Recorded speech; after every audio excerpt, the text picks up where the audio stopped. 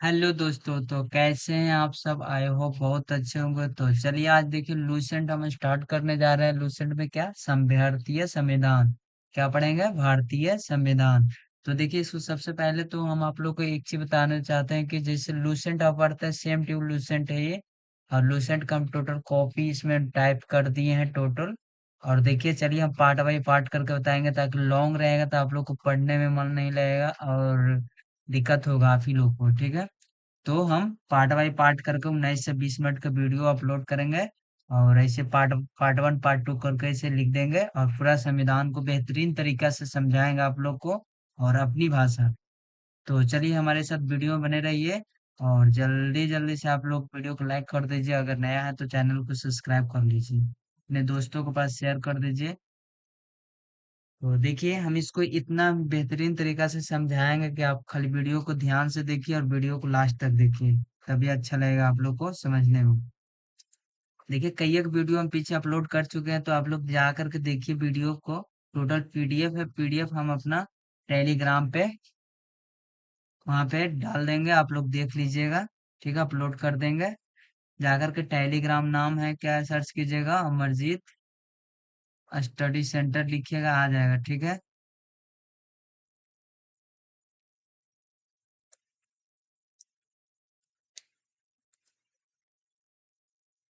Study centre. ठीक है, Telegram आई channel नाम है, चैनल नाम है मेरा। ठीक है, जा करके आप टेलीग्राम पे फॉलो कर लीजिएगा। और जा करके हम मेरा नाम पर मेरा टेलीग्राम पे जा करके अपलोड कर देंगे, आप लोग देख लीजिएगा न। बहुत बेहतरीन तरीका से संविधान को सॉल्व किया गया है और छोटा छोटा word point point by point बताएंगे आप लोग को, तब बेहतरीन तरीका से समझ में आएगा। तो जल्दी जल्दी से आप लोग वीडियो पे जुड़ जाइए, अपने दोस्तों के पास भेज दीजिएगा ताकि उनको भी समझने में अच्छा हो। तो देखिए लूसेंट हम आज स्टार्ट कर दिए हैं, पीछे से भी स्टार्ट पीछे भी वीडियो अपलोड है। तो लूसेंट में अब संविधान पढ़ने जा रहे हैं। ठीक है, संविधान को पार्ट बाय पार्ट करके अपलोड करेंगे यूट्यूब पे। तो आप लोग देखिए क्या पढ़ने जा रहे हैं, संविधान। तो देखिए भारतीय संविधान का विकास का संक्षिप्त इतिहास। ठीक है, जो भारत का विकास हुआ संविधान को अलग अलग इतिहास है, बहुत सारे इतिहास है। जैसे कि देखिए 1757 ईस्वी की प्लासी की लड़ाई हुआ। ठीक है, क्या हुआ? 1757 में जब प्लासी की लड़ाई हुई थी। और 1764 ईस्वी के बक्सर की युद्ध हुआ। 1757 में प्लासी हुआ लड़ाई, उसके बाद बक्सर का 1764 में हुआ। युद्धों को अंग्रेजों बक्सर की युद्ध को अंग्रेजों द्वारा जीत लिए जाने के बाद, जब बक्सर को युद्ध जीता गया, किसके द्वारा? अंग्रेजों के द्वारा। ठीक है, 1764 ईस्वी में बक्सर का युद्ध हुआ। और जो युद्ध हुआ इसमें अंग्रेज लोग शामिल थे। ठीक है, और अंग्रेज के द्वारा जीते गए। ठीक है, अंग्रेज के जीत लिए जाने के बाद बंगाल पर ब्रिटिश ईस्ट इंडिया कंपनी ने क्या किया? शासन का शिकंजा कसा। शिकंजा कसना का मतलब वहां पे, जैसे कि देखिए कहीं कहीं के पे आपको एक चीज बताते हैं कि जहाँ पे एरिया है उस एरिया का एक गुंडा होता है। ठीक है, या तो फिर वहां पर का माफिया होता है, ये सब होता है ना, तो वहां पे शिकंजा ही कस लिया, वहां पे अपना एरिया को बना लिया। ठीक है, तो वहां पे जाकर क्या क्या, ईस्ट इंडिया कंपनी का बंगाल पर, कहाँ पे? बंगाल पे ब्रिटिश ईस्ट इंडिया कंपनी ने शासक का शिकंजा कस दिया। ठीक है, वहां पे अपना शासन जमाने लगा और बहुत बेहतरीन तरीके से सबसे अपना शासन पे काम करवाने लगा।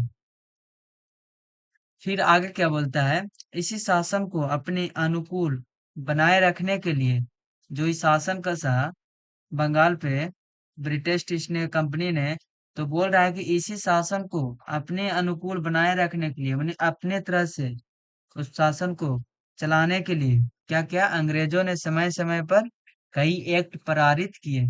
मतलब कई सारा ऐसा एक्ट अथी किए हैं, पारित किए हैं, जो भारतीय संविधान के विकास की सीढ़ियों बनी। जैसे देखिए, ओ अगर कहीं पे आप लोग को बताते हैं कि वहां पे अगर कोई, जैसे में एक हमारा एरिया है, ठीक है, हमारे एरिया में कोई विधायक है, तो वहां पे जैसे ही वो जब सीट लड़ेगा तो उसके लिए क्या चाहिए, अलग अलग गांव में क्या बोलता है उसको, चमचा, यानी अलग अलग आदमी से मिलेगा, वो बहुत अच्छा अच्छा आदमी से बात करेगा, तब उसको क्या होता है, वहां पे वोट मिलता है। तो इसी तरह यहाँ पे ये हो गया कि बंगाल पे जब ब्रिटिश इंडिया कंपनी ने शासन का शिकंजा कस लिया, फिर इसी ने अपने अनुकूल, मतलब अपना तरह से शासन चलाने के लिए क्या किया, ये समय समय पर क्या कई एक्ट पारित किया, अलग अलग समय पे बहुत सारे एक्ट पारित किया। देखिए जब वहां पे होता है कि ए, एक एरिया में दो दो को चुनाव लड़ता है, या तीन को चार को भी लड़ता है, तो देखिए सब अपना अलग अलग नियम से लड़ता है, ठीक है, और अलग अलग पार्टी से लड़ता है। तो इसी तरह यहाँ पे भी है कि जब समय समय पर अलग अलग एक्ट का लागू किया, ठीक है, फिर ये जो एक्ट लागू किया, तो ये एक्ट भारतीय संविधान के लिए सीढ़ियों बन गए। जब भारत का संविधान बना तो इसके लिए क्या बन गए, सीढ़ी बन गए। वह निम्न है, वह कितना क्या है, निम्न है। फिर देखिए आगे क्या बोलता है, 1773 ईस्वी का रेगुलेटिंग एक्ट, ठीक है, रेगुलेटिंग एक्ट, जब 1773 में रेगुलेटिंग एक्ट, इसका अधिनियम का अधिकार संवैधानिक महत्व है, ठीक है, संवैधानिक महत्व है। जैसे कि पहला ए में देखिए क्या है, संवैधानिक महत्व है। जब 1773 का ये रेगुलेटिंग एक्ट का में ये क्या बोला, अलग अलग संवैधानिक का महत्व है। फिर देखिए यहाँ पे क्या बोलता है, ए में क्या है, भारत में ईस्ट इंडिया कंपनी का कार्यों को नियमित और नियंत्रित रखने की दिशा में ब्रिटिश सरकार द्वारा उठाया गया यह पहला कदम था, ठीक है। जब भारत में ईस्ट इंडिया कंपनी का कार्यों को नियमित और नियंत्रित करने की दिशा में क्या किया ब्रिटिश सरकार ने, वो क्या अलग अलग कदम उठाया, ठीक है। जिससे देखिए कहीं पे अपना दुकान जमाएंगे, ठीक है, तो जो दुकान जमाएंगे जब वहां पे हम, तो देखिए पहले वहां का माहौल पकड़ना पड़ता है। फिर अब कोई इंसान अगर 1 रुपए का चीज 2 रुपए में आप बेचिएगा तो वो भी बोलेगा कि आप इतना महंगा बेचते हैं, ठीक है। तो ये इसी तरह से वहाँ के अलग अलग रहते रहते आपको अलग अलग तरह से आपको सामान बेचना पड़ेगा, ठीक है ना। इसी तरह यहाँ पे क्या अलग अलग क्या क्या ये ब्रिटिश सरकार द्वारा उठाया गया पहला कदम था, ठीक है ना। नियंत्रित कार्यों को नियमित को करने की दिशा का ब्रिटिश सरकार द्वारा पहला कदम था।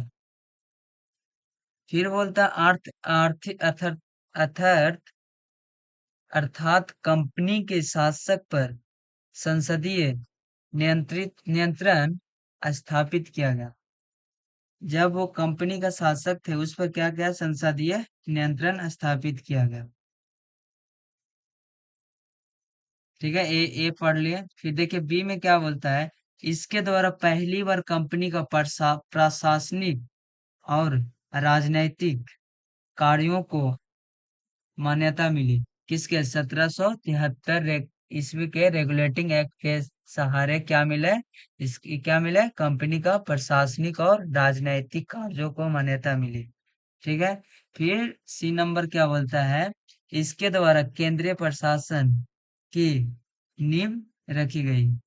1773 ईस्वी के रेगुलेटिंग एक्ट के द्वारा क्या गया, केंद्र के प्रशासनिक की नींव रखी गई, ठीक है।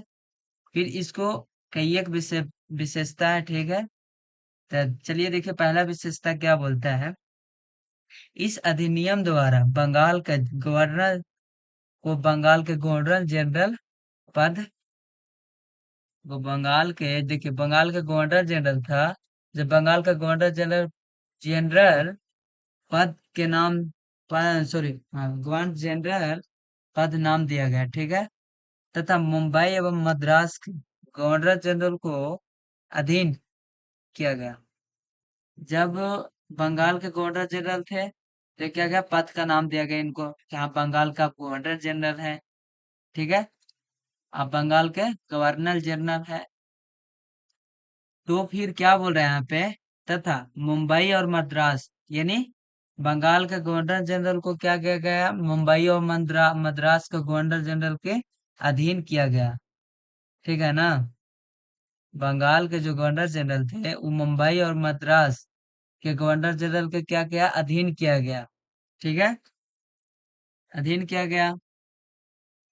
फिर आगे बोलता है इस एक्ट के तहत बनने वाले प्रथम गवर्नर जनरल कौन थे। इस एक्ट, कौन सा एक्ट, 1773 के एक्ट के, रेगुलेटिंग एक्ट के बनने के तहत वहां पर के प्रथम गवर्नर जनरल कौन थे, बंगाल के governor general Lord Warren Hastings से थे। ठीक है, लॉर्ड वारेन हेस्टिंग्स। फिर तीसरा नंबर क्या बोलता है विशेषता, इस एक्ट के अंतर्गत कलकत्ता प्रेसिडेंसी में एक ऐसी सरकार स्थापित की गई जिसमें गवर्नर जनरल और उसकी परिषद के 4 सदस्य थे।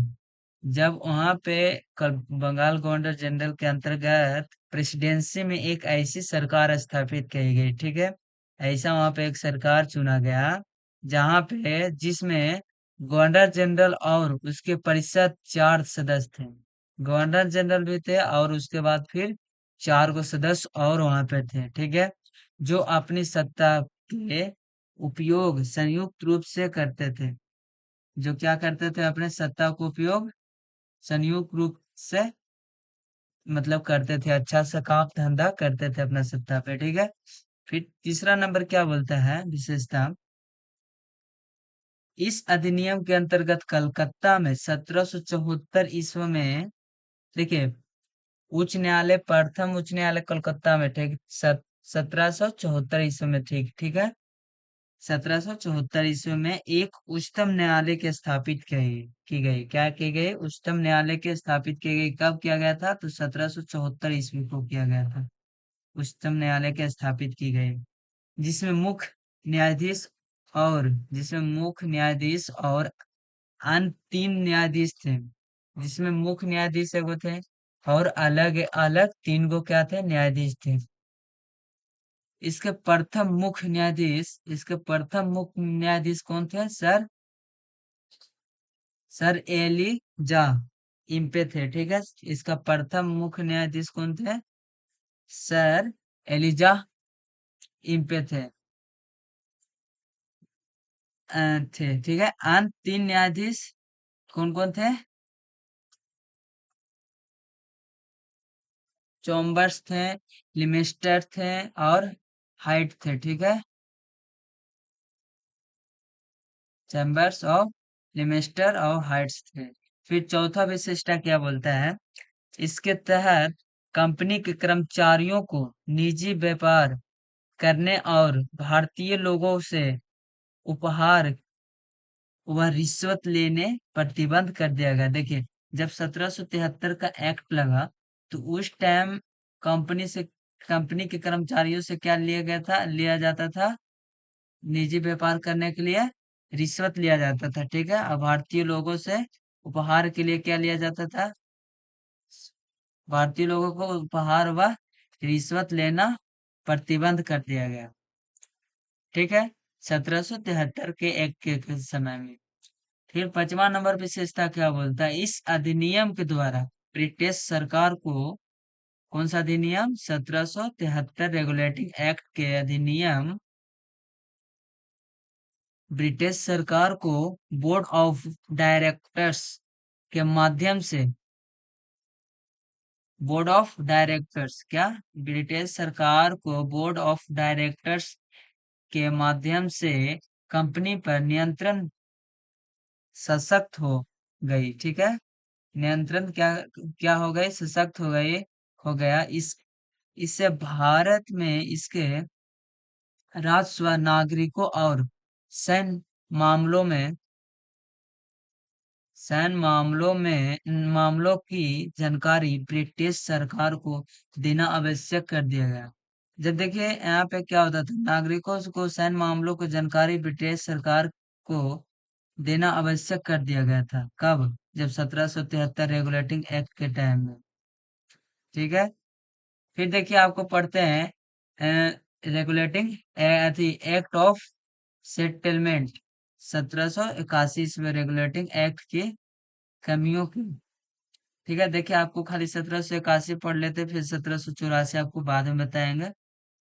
तो देखिए, दूर करने के लिए इस एक्ट का प्रावधान प्रधान किया गया। ठीक है, क्या किया गया? प्रधान किया गया।